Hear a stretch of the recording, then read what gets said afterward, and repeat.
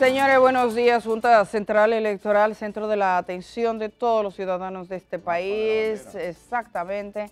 Ahí, bueno, pues continúan ya llegando. ¿Tú te recuerdas lo que era otro tiempo? Sí. Mucha incertidumbre, ha cambiado mucho. Hay que decir que todos los sectores, el hecho de que, por ejemplo, los dos principales dirigentes políticos de partidos de oposición reconociesen un triunfo apenas horas de comenzar el conteo, eso le quitó un poco de presión a la Junta. No ha tenido...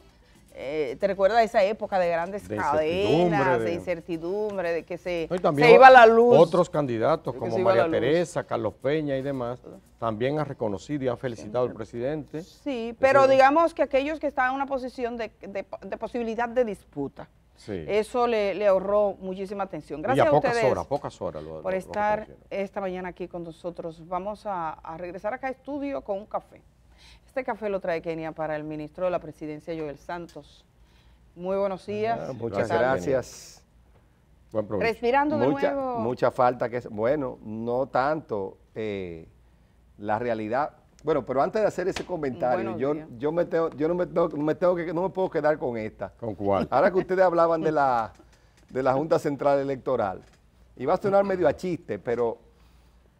recordando esos procesos, lo que nunca a mí se me olvidaba era el famoso ese boletín cero. Ese boletín cero era hasta irritante. Sí. Porque la población estaba esperando resultados. Algo. Y entonces venían 0-0. Entonces se paraban y anunciaban el famoso, ese boletín. Miren, yo creo que el hecho de que la Junta hoy día, bueno, diga que a las 8:30 va a dar el primer boletín con el 20 o con el 30 o el 40%, sí, y se paran allí y presentan resultados. Justo a la hora. Eso es agradable. Claro.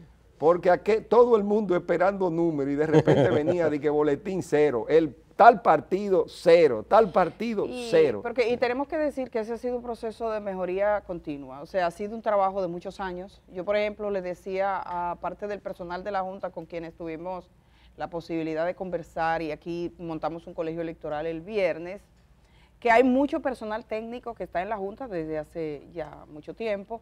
Es una Junta sometida a una profunda verificación de los partidos políticos, y también fue bueno escuchar a la gente de los partidos políticos que dice que la Junta respondió a todo. O sea, esa posibilidad de responder, de contestar, no es que esto es mío y yo me quedo y no te contesto, que antes era un dolor de cabeza. Sí, sin lugar a dudas ha madurado el proceso, y yo creo que también lo más importante es que no haya vidas o situaciones de pérdida de vida que haya que lamentar. Ni grandes incidentes así. Lo cual también definitivamente es... Sin embargo, todavía tenemos algunas cosas pendientes. Yo creo que el tema de mayor preocupación sigue siendo, y lo dicen los observadores de la OEA, el tema, por ejemplo, las compras de cédulas que tienen poca relevancia, pero que yo tengo unas imágenes de unos puestos de venta de frutas que pusieron. Entonces sustituyeron la caseta por poner ahí gente que vendiendo pan y cosas, y lo que tenían eran puestos. Eso se dio sobre todo en la provincia de Santo Domingo. Pero eso, digamos que siempre aparecerá quien trate de hacerlo.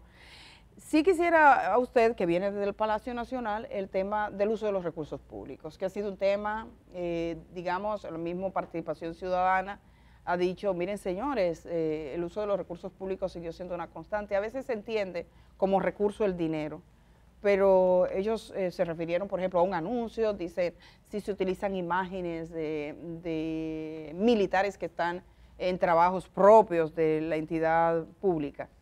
Una valoración suya de lo que ocurrió en ese sentido, desde la perspectiva del gobierno. Supongo que lo ha conversado con el presidente, porque era una preocupación.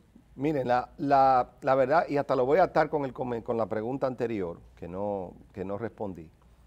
Y la valoración que hay que hacer es que el gobierno hizo un gran esfuerzo por contener cualquier uso de los recursos públicos en la campaña. Tanto así que el presidente durante este proceso llamó, prácticamente se puede decir que llamó 2 consejos de gobierno para discutir casi exclusivamente, obviamente siempre hay otros temas, pero casi exclusivamente para discutir el tema del uso de los recursos del Estado. La Contraloría estaba encima del tema, y el esfuerzo del gobierno estuvo orientado en ese sentido, y es tanto así y por eso la pregunta anterior, cuando hablaban de que si las cosas estaban más tranquilas ahora, de que ustedes van a ver ahora, en los próximos días, ustedes van a ver una cantidad de inauguraciones, que muchas de ellas se quedaron rezagadas como parte precisamente de que el gobierno respetó todos esos procesos.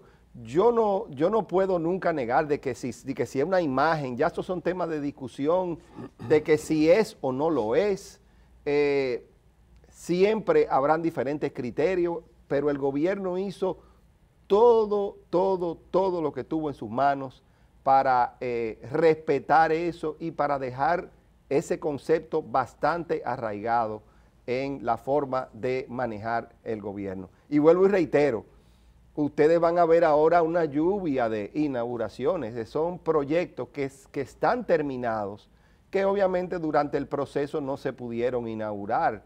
Y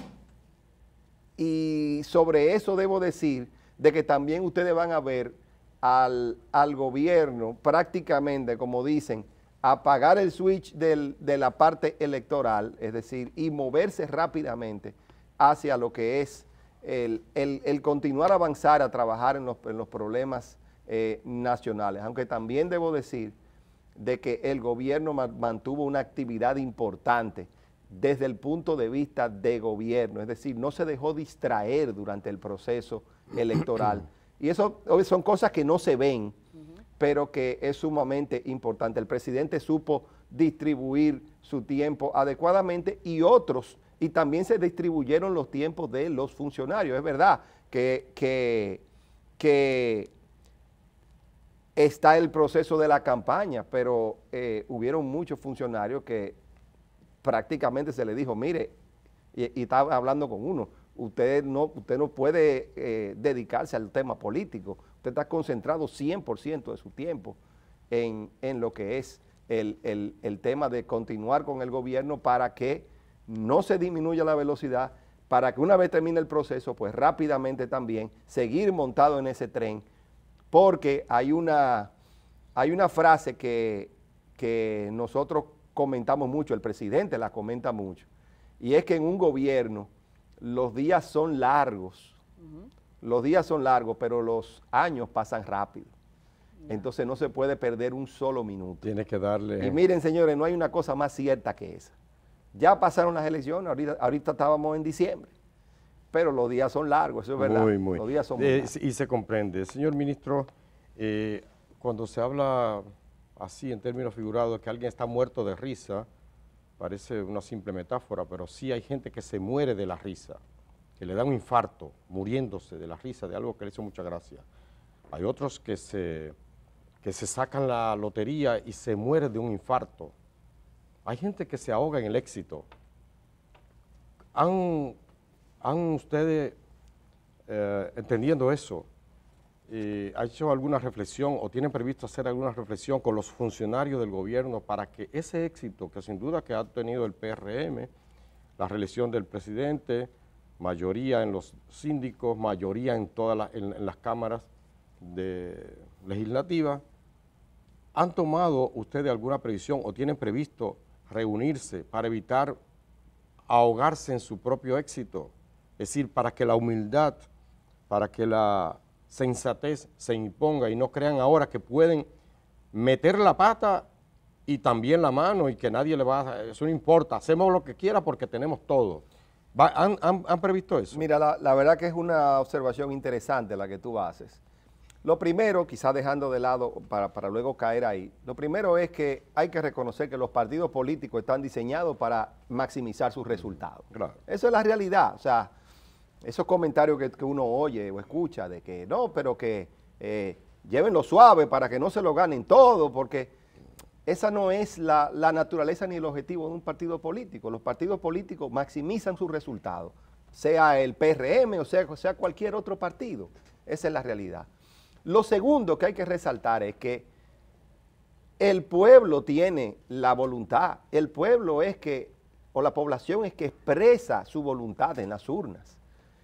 Y la realidad es que también es un referéndum de la gestión, en este caso, como estamos en un proceso de reelección, pues fue un referéndum a la gestión del presidente Luis Abinader.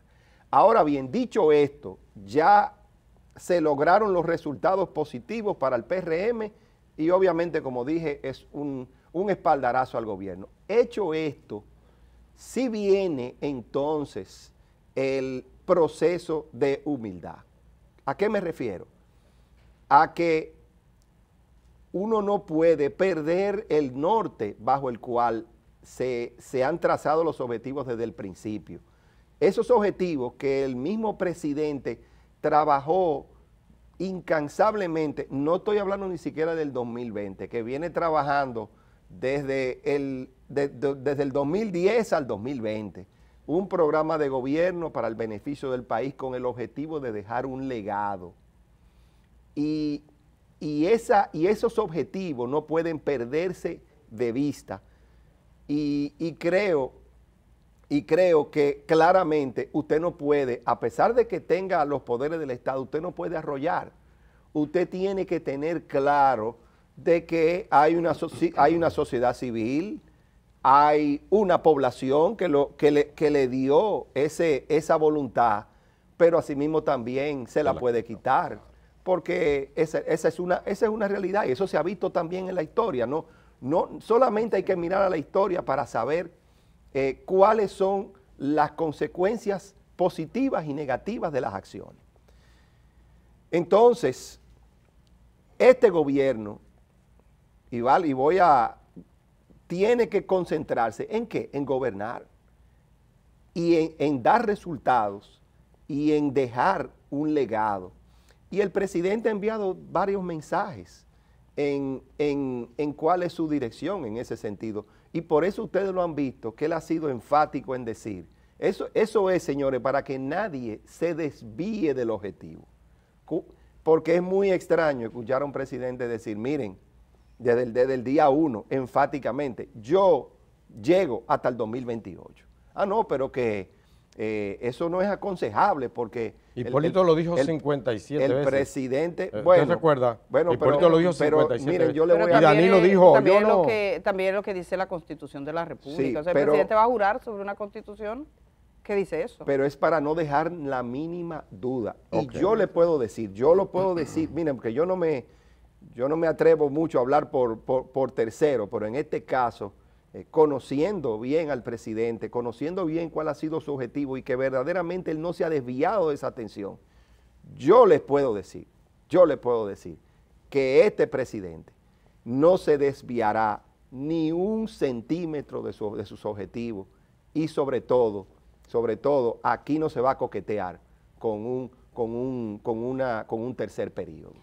Y eso es, señores, un mensaje claro, no solo que el presidente le está enviando a la población, eso es un mensaje que el presidente le está enviando a todos los funcionarios, que no inventen, y eso es poderoso, y ustedes lo van a ver, porque no tenemos, y esa es la realidad, no tenemos un presidente, tenemos un presidente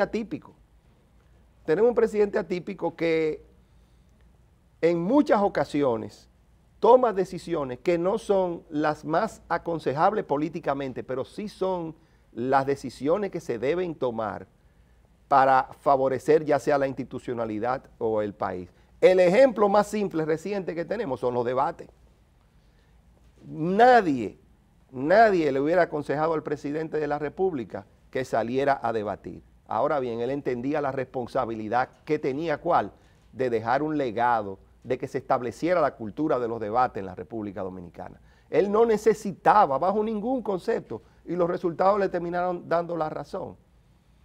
Pero obviamente él además de confiar en su capacidad, pero también está dispuesto a tomar decisiones que no son las mejores políticamente para dejar un legado en el país.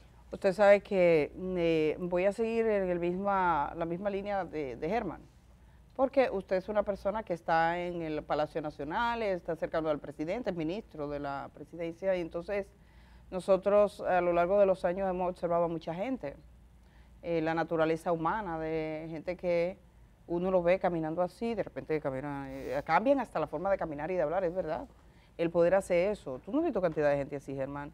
Hasta colegas periodistas que no tienen un puesto, le dan un puesto. Y a empezar se mudan y cambian la mujer. O te hablan, para conocer a fulanito, dar un carguito. O te comienzan a hablar por la nariz, naturaleza dejan de humana. hablarte, te hablan por la nariz, cambian hasta la voz. Entonces, el poder tiene eso, dicen, en esa naturaleza humana. Y ustedes han tenido un éxito en el sentido de que, bueno, tienen el control del Congreso Nacional, con una mayoría aplastante, tienen ahora el control de la mayor parte de los ayuntamientos, del Senado de la República ni se diga, y el Poder Ejecutivo. Y entonces, a esos compañeros suyos que son parte del partido, que son funcionarios y demás, ¿cuáles son las claves para evitar caer en esa borrachera? Porque si bien usted dice, bueno, yo tengo una vacuna puesta, no todo el mundo la tiene.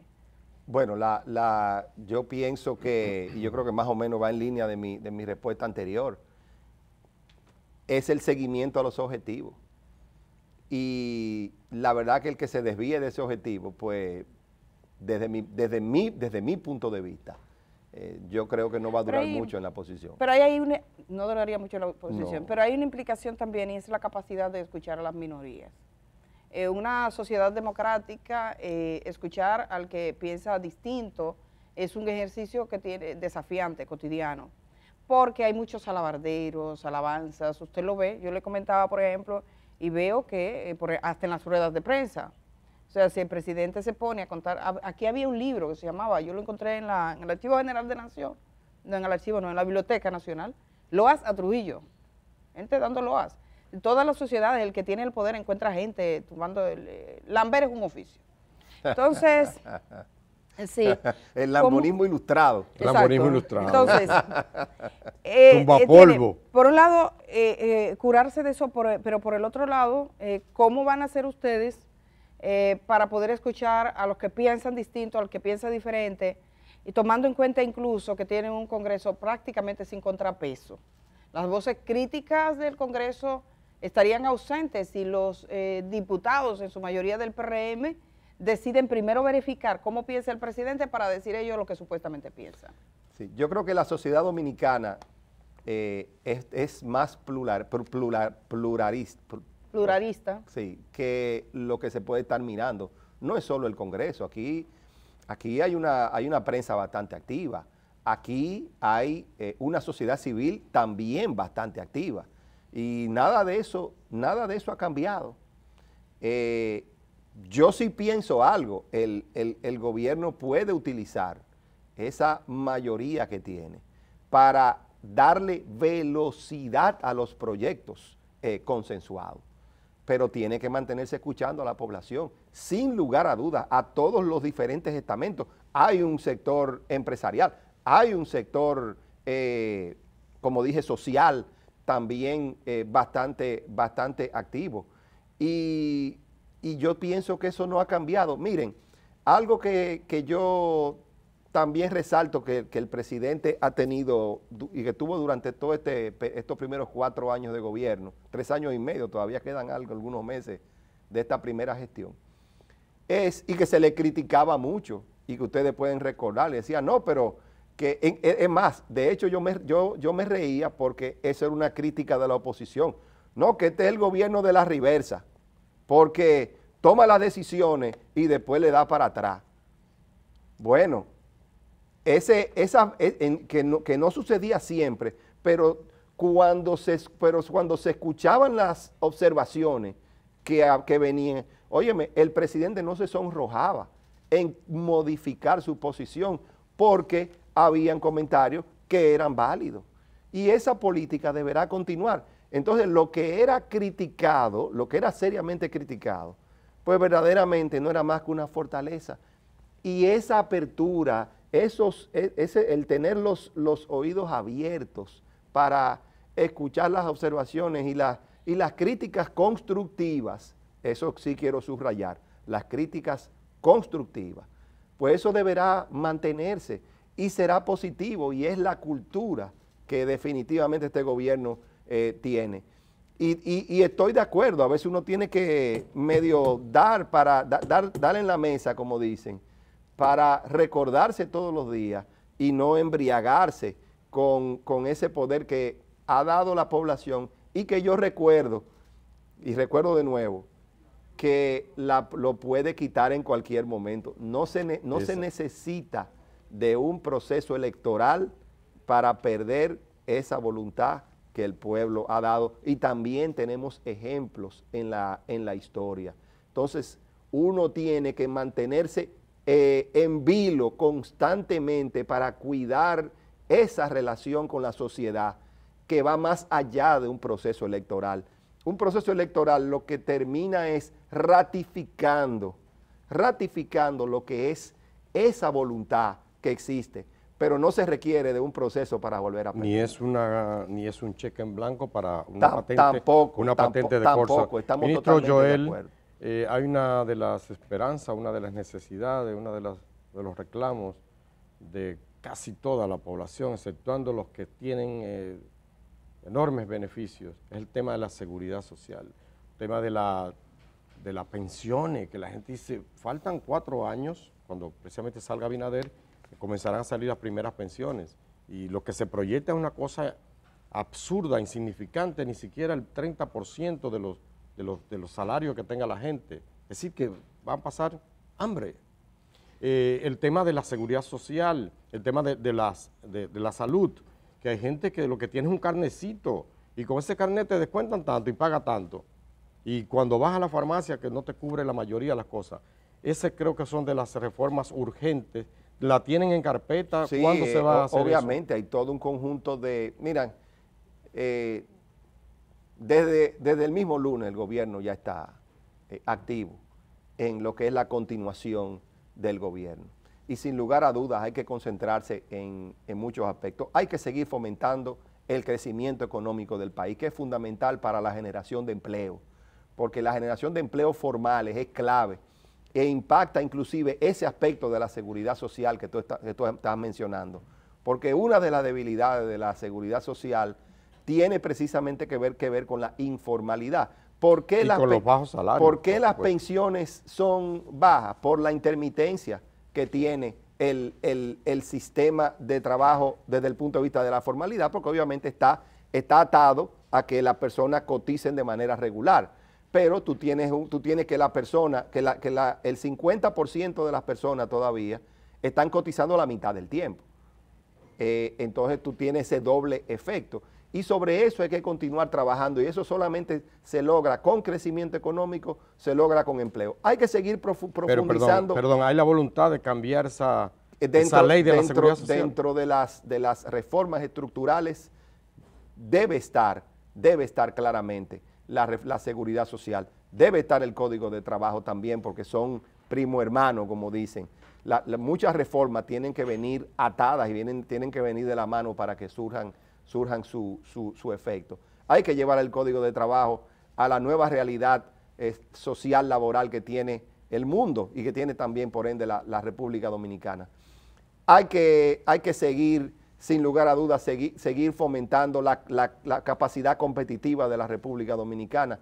Hay que seguir buscando nuevos nichos de mercado para seguir incrementando las exportaciones de bienes y servicios que tiene el país.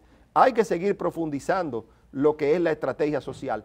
Hay que seguir profundizando la integridad territorial y social del país. Y cuando hablo de integridad territorial, significa que el crecimiento económico esté a todo lo largo del país. Por eso son importantes proyectos como el puerto de Manzanillo, como el proyecto de Cabo Rojo en Pedernales, para desarrollar también esas zonas que son de las zonas más pobres del país. Hay que seguir con las obras de infraestructura más importantes que requiere el país en términos de obras viales, en términos de puertos, en términos de hospitales, en términos de escuelas, es decir, hay que seguir construyendo escuelas. Hay que seguir creando esa infraestructura para que el sector turístico se siga desarrollando, para que el sector zona franca también continúe su proceso de diversificación. Hay que seguir profundizando la transformación digital, no solo del gobierno, sino del sector privado, para hacernos más competitivos, pero también para que los servicios a la población sean cada vez más eficientes. En fin, es una tarea que, como dije al principio, no hay tiempo para detenerse. El sistema integrado de transporte hay que seguirlo trabajando. La reforma fiscal tiene fecha ya. Bueno, como dije, todo viene dentro de un marco de reformas estructurales y claramente una reforma fiscal tiene que ser integral, es decir, tiene que incluir, no es simplemente cambiar la estructura de ¿Ustedes han hecho algún trabajo previo para esto? Se ha venido trabajando de manera intensa en todo lo que es al presidente le preguntaron sobre la reforma. El aspecto integral y claramente va a ser algo que va a ser conversado con la sociedad dominicana. Al presidente le preguntaron sobre reforma, pero no se limita ahí, como dije, no se limita ahí.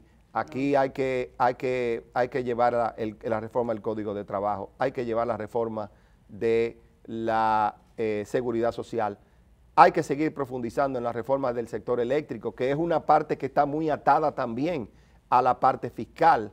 No se hace nada mirando solamente la parte fiscal sin mirar también el sector eléctrico, que es responsable en gran parte de ese déficit fiscal que existe. O sea, muchas reformas. ¿Cuál es la meta? Hay que reformar la ley de sociedades también para hacer más competitivo el país. Me perdí ahí, ¿la última? No, que hay que reformar la ley de sociedades para hacer también más competitivo el país.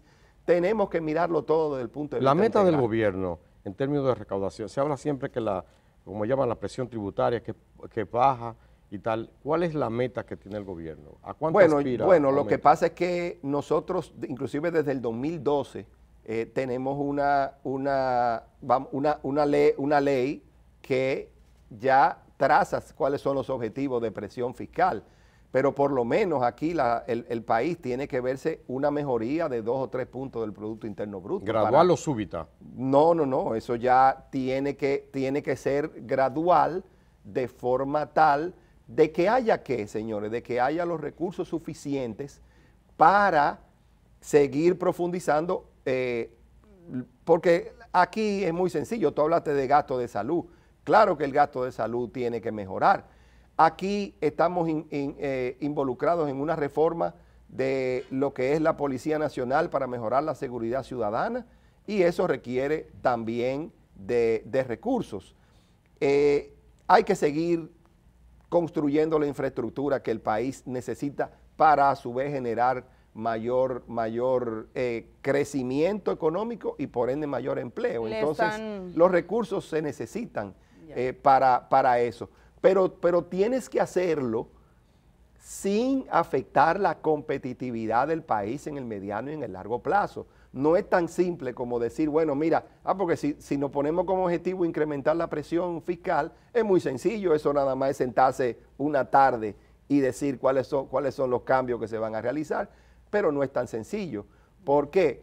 Porque usted tiene que hacerlo mejorando la competitividad del país, porque la estructura fiscal está muy ligada a la competitividad del país. Los presupuestos no son instrumentos de recaudación, los presupuestos son instrumentos de desarrollo del país. Pero también usted tiene que lograrlo sin golpear significativamente a la población. Pero hay cosas, usted viene del sector turismo. Son tres pelotas en el aire que hay que balancear adecuadamente para que haya desarrollo. Se comprende. Usted viene del sector turismo. El propio presidente tiene inversiones, me imagino, o tenía su familia en esa área del turismo, ¿cierto? Sí, correcto. Ajá. Ese es un sector que se ha señalado que tiene exenciones, beneficios bárbaros, y era para alentar, incentivar su desarrollo.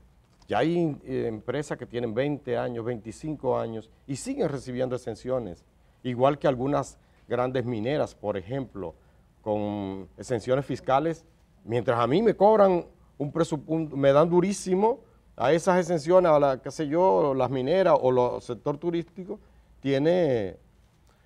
Mira, la realidad es ventajas grandes. La realidad es que